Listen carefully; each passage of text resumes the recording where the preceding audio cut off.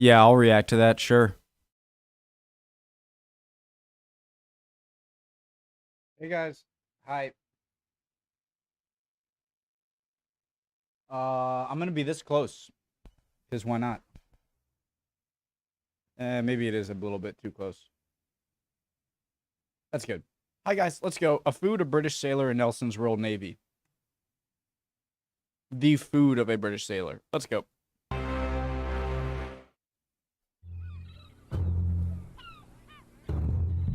Once our recruit had been rated, they would quickly learn that their entire purpose was to keep the ship moving, handling the lines, managing the sails. Everything was done to serve the ship. And it would be on-the-job training. They would be expected to get to grips with everything and fast.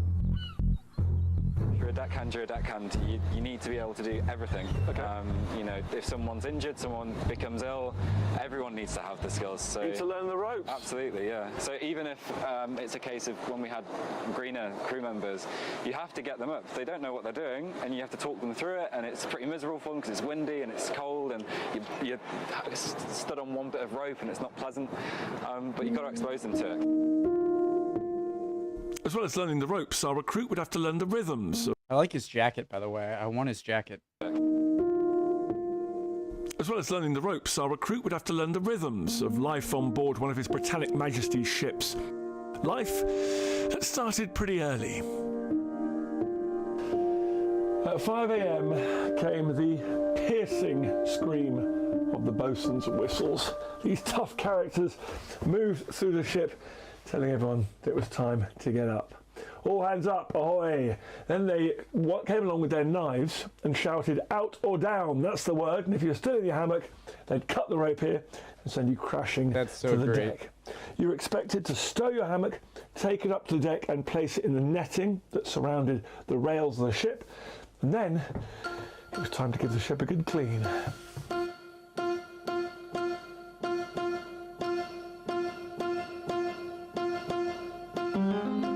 Every single day, the ship's routine started with a thorough clean.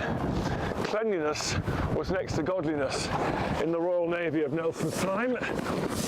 In fact, Napoleon found himself a prisoner of the Royal Navy in 1815 after the Battle of Waterloo, and he commented, as did many, many foreign visitors, on how British ships were spotless. So the entire crew would have set to work scrubbing, brushing, swabbing the decks every single morning. There would have been a lot on those decks. The pitch and tar would have come off the rig.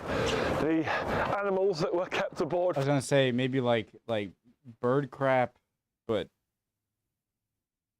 just salt buildup, or maybe seaweed gets splashed up or something.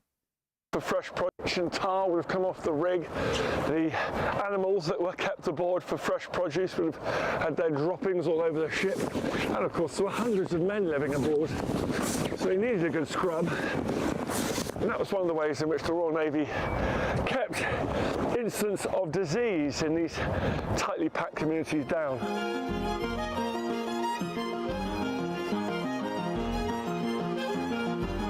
Wash the decks down. It would be an interesting idea to have one ship.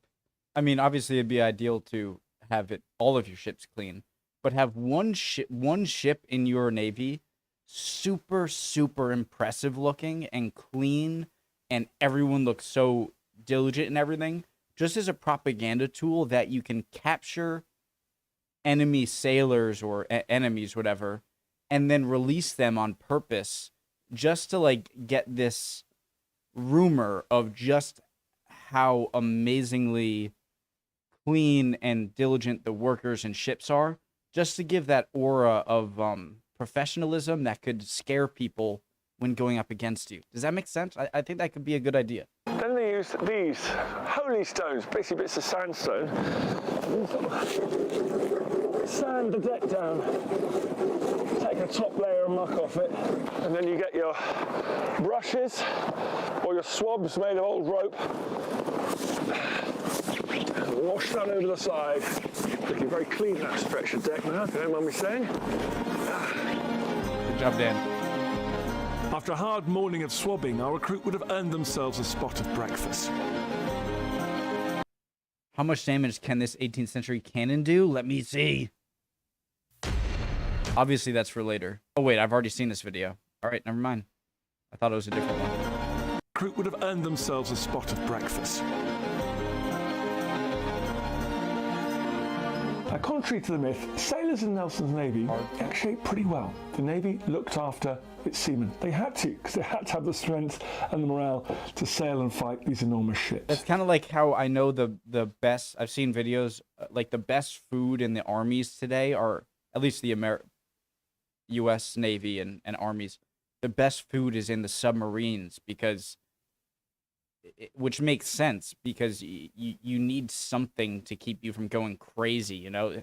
Like at least, like you're never going to see the light of day for sometimes months on end. You're in these cramped quarters. Let me say again, never seeing the light of day. That would be crazy. And you're with these people and it could be claustrophobic. And so, and just knowing that you're in this thing, just at least giving them the best food and them knowing they have the best food, I'm sure would be a big boost. Particularly, had to have the strength and the morale to sail and fight these enormous ships. Particularly, given the diet in the Georgian slums at the time. Sailors would have been very excited to have meat 4 days a week. On Saturdays, Jerky? They had this, 2 pounds of salt beef. Now this looks slightly more appetizing than it would have looked back in the early 19th century. There the beef would have been packed into casks, perhaps for years on end, covered in salt to preserve it, and be so hard it was almost said to be like a piece of wood that you could varnish. Question, guys. So obviously salting preserves it, but I always get this thing in my head. I'm like, okay, so salt preserves it, but what happens when you want to eat it? You just have to, like, do you just have to, like, rinse the crap out of it? Or rinse the salt out of it? Funny. It's a joke. Or not a... But just... Has anyone ever tasted preserved meat that was preserved with salt? And if so, how salty was it? Obviously, it's going to be salty, but the salt is for the preservation, but when you want to eat it, I wonder how much of that saltiness you can get out of the beef before you cook it and serve it. Treat. I'm really interested if anyone's ever tried that, by the way, in the comments. It's almost said to be like a piece of wood that you could varnish. Still, what a treat. You'd eat that alongside the carbohydrates, the famous ship's biscuits. These are baked hard in special naval facilities around Britain. They too could be packed in casks and transported over huge distances before they just fell apart. Even so, there are some legendary stories about just how hard and disgusting these got. The ship's cook cooked for the men, the ordinary and able seamen. The officers had their own cooks, their own supplies. They ate very well, thank you, back there at the stern of the ship. He'd take a great big vat, he'd pour in some meat, he'd pour in old bits of biscuit, and he'd create these kind of stews. There was a weird sort of slush that rose to the surface that he could skim off and do with it what he will. It was a perk of the job. You could sell them to rope makers, for example, to make them more resistant to wind and weather. The cook benefited from what was known as the slush fund. Like a pudding skin kind of residue that rises to the top of a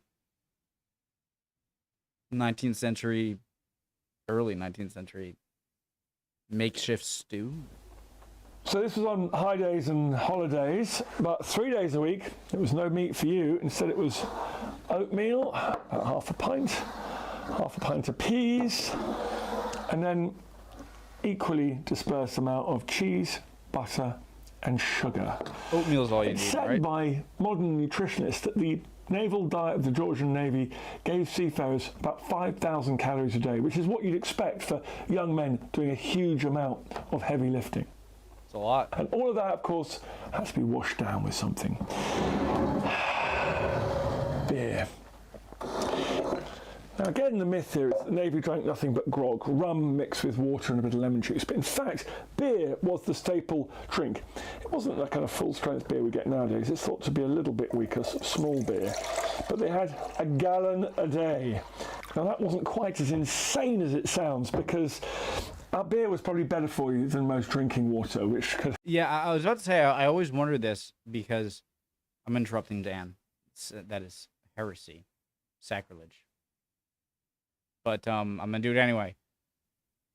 I'm like, all right, if you're drinking, if I love beer myself, okay, but when I drink beer, too many beers without drinking water, you get a headache, and it is not very, I guess what you would call hydrating. But when it's grog, like you said, when it's beer, but much less powerful, a lower proof, less powerful alcohol level beer, mixed with water, then I guess that is the same thing as like drinking a beer, drinking a water, drinking a beer, drinking a water. And so I can see that. So the water mixed with the alcohol made it cleaner, and so you still get the hydration there, right? It could have been pulled out of the Thames or somewhere like that. The brewing process meant that... I interrupted Dan, which I love Dan Snow. He's awesome. He's my... He could be the host on anything. The history of poop. I would watch it. Small beer. But they had a gallon a day. Now that wasn't quite as insane as it sounds, because our beer was probably better for you than most drinking water, which could have been pulled out of the Thames or somewhere like that. The brewing process meant that many of the microbes, many of the nasty diseases were killed off. And so beer stored in casks might keep the crew healthier than drinking water. Of course, when the beer ran out, that's when you had to turn to the local tipple. If your ship was serving in the Mediterranean, you might take arak or wine, Nelson? which needed a lot of watering down. If you were in the Caribbean, well, you're near the sugar plantations, and that meant rum, the famous grog. That was about 4 parts water to 1 part rum, lemon juice added to keep scurvy away, and a bit of brown sugar as well. It should be said. It's great. It's like an all-in-one energy drink or smoothie? No. Predictably. I gotta shut up. Brown sugar as well. It should be said, predictably, that sailors were world-leading experts in smuggling their own supplies of booze aboard ship. The captains would supplement... Yeah, but I'd be terrified. All right? I like getting a buzz on, but isn't it like if you're found to be drunk and not working as hard, or like you're going to get like lashed or something? This basic diet wherever they could. They knew that a well-fed crew was likely to be a happy and effective crew. Nelson's letters are full of accounts of him trying to find decent food, drinks, water for his men, keep their health in good shape. And that meant captains started experimenting in the 18th century and early 19th, particularly when it came to scurvy, a disease they didn't quite realise caused by deficiency of vitamin C that led to complete debilitation and death. One way of dealing with scurvy was very unpopular.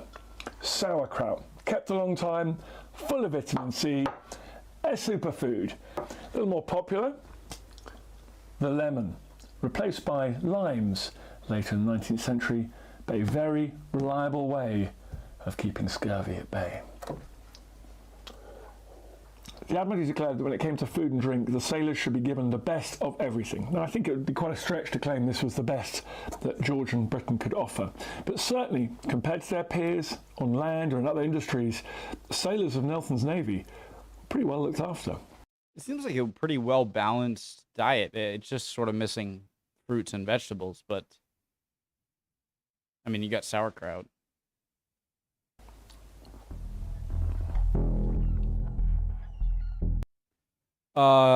Fantastic. History Hit, I believe, started a channel after I did. Oh, God. How do I look at how far back? Oh, yeah, no, I can check right here. Oh, no, it joined in July 2008? Huh? Thanks for watching, guys. Oh, it did. Wow.